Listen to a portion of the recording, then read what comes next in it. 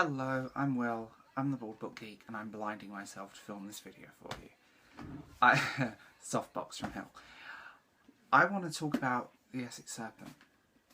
This book has become... I have two versions of this. I have the Waterstones hardback edition, and I have this version that I won, a signed copy that I'd won, and I've actually been in the great presence of seeing Sarah Perry talk at the Derby Book Festival. It's definitely one of my favourite books of the year, and it's just... it enthralled me in a way that I have never with a book, especially a book of this genre. It's a Victorian, air quotes Victorian, but it's a Victorian world that we would all recognise. It's characters, language we would understand.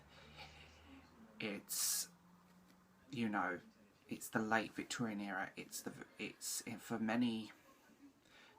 probably until the previous generation, probably still very memorable.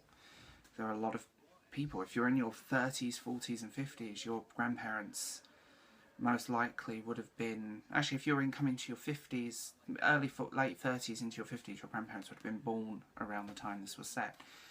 Usually. Not always true, depending on the age, but, you know, generalisation. So, the Essex Serpent is based on a myth that I grew up with. But she moved the myth from its original location and put it in... I have hay fever and I hate it, but I'm filming for you guys.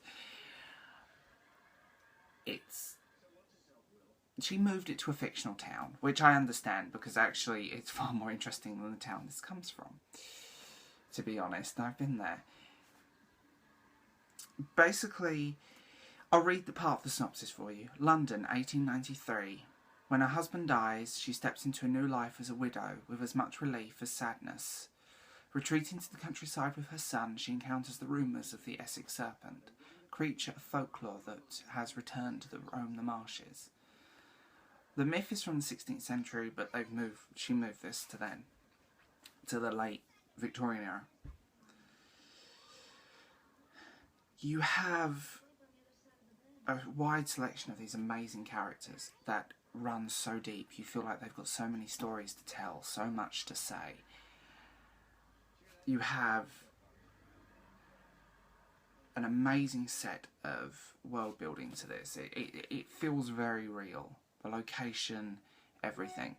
I'm going to say this here and now. There are no serpents in this book, so don't go into this expecting monster mashup. It's just... it's a human study of people thrown together, and characters, and love, and changes, and very recognisable world this takes place in. I think this is just coming out into the US, so I think it's just out, and I would tell every American to go out there and buy this, because I think you'll find it completely and utterly mind-blowing read. It's engrossing, it's deep, her use of language. Sarah Perry is a great writer. This is her second book, and her use of language just is so well done. I mean, really well done. And I really think she is one to look out for, and one to definitely pick up her next book, whatever that will be. She, when I went to the Derby Book Festival and I heard her talk, she's an extremely intelligent woman, a fellow Essex person, hello, and definitely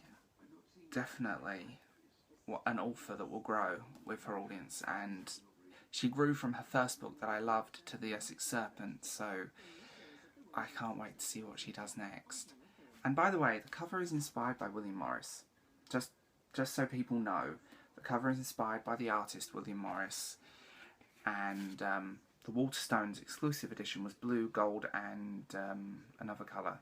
Although I have to admit, I prefer the original cover. I don't normally gush over book covers, but I want that on my wall. Because William Morris is one of my favourite artists. Well, textiles designers, he was fabric designer, so on.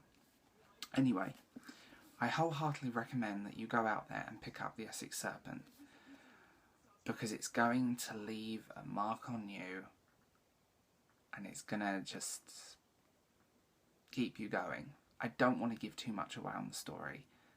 I just want you to go out there and read this. So, this is the end of the video bit. Please give this video a thumbs up. Please subscribe to my channel, because every time you guys subscribe or whatever, or comment or like, it pushes, you know, it keeps me going and it helps my channel grow. All my social media is down below, so you can find me there. So if you guys want to chat, feel free to comment. Tell me if you guys have read The Essex Serpent. I want to know what you guys thought.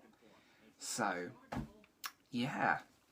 So, as always, I'm the Bald Book Geek, and I'll see you guys later. Bye.